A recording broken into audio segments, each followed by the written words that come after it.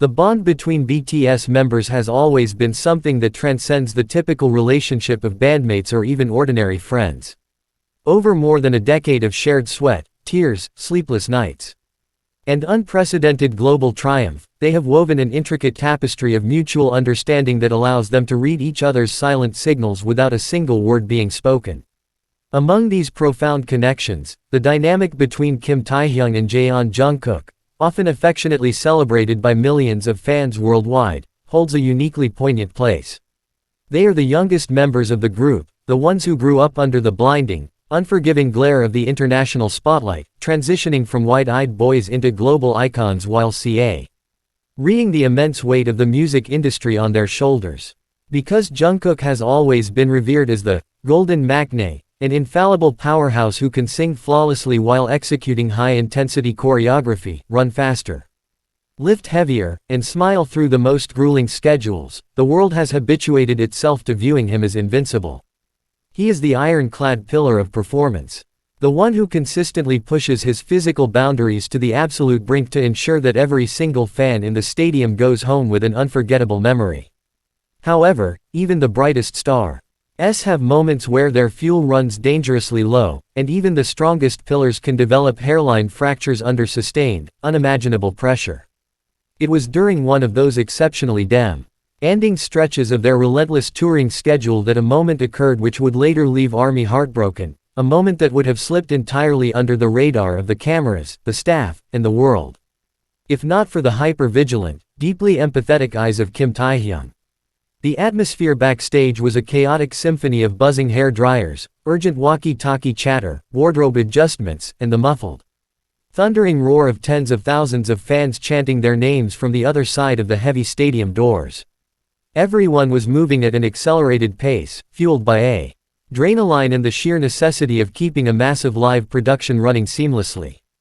Jungkook had just stepped off the stage after a grueling soundcheck that bled directly into a high-intensity rehearsal block.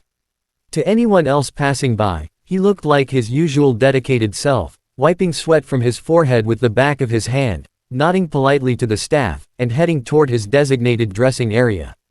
He didn't complain, he didn't slow down his pace, and he certainly didn't ask for a break. He carried himself with the practiced grace of a seasoned professional who knows that showing even a glimpse of vulnerability can cause a domino effect of worry among the team. But Taehyung, who had been quietly observing the younger man from across the room while getting his own hair styled, noticed the subtle, telling deviations in Jungkook's posture. It wasn't a dramatic collapse or an overt cry for help, it was the microscopic heavy drop of his shoulders the exact second he thought no one was looking. It was the way his eyelids lingered closed just a fraction of a second too long when he blinked, and the faint, almost imperceptible tremor in his fingers as he reached for a bottle of water. Taehyung knew that look. It was the look of absolute, bone-deep exhaustion, the kind that settles into the marrow and makes even the simple act of standing upright feel like pulling against the gravity of an entire planet. Without breaking his stride or drawing the attention of the surrounding staff, Taehyung calmly stood up from his chair, politely dismissing the stylist for just a moment with a gentle wave of his hand. He walked over to where Jungkook was sitting on the edge of a couch, tucked away in a dimly lit corner of the waiting room. Jungkook was staring blankly at the floor, his chest rising and falling in shallow, rapid breaths, his entire body rigid as if he were manually forcing his muscles to stay tense so he wouldn't completely lose his footing. Instead of mocking a scene or offering empty platitudes, Taehyung simply sat down right next to him, closing the physical distance between them until their shoulders touched. He didn't say a word initially, understanding that sometimes language is too heavy a burden for someone who is already completely spent. He reached out and placed a warm, grounding hand on the nape of Jungkook's neck, gently applying a Saint-80 pressure that served as a silent anchor. The impact of that simple gesture was immediate and profound. Feeling the familiar, trusted touch of his brother, the armor that Jungkook had so carefully constructed throughout the day began to fracture.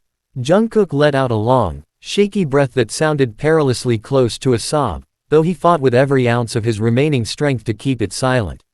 He leaned his forehead against Taehyung's shoulder, finally letting go of the exhausting pretense of being unbreakable.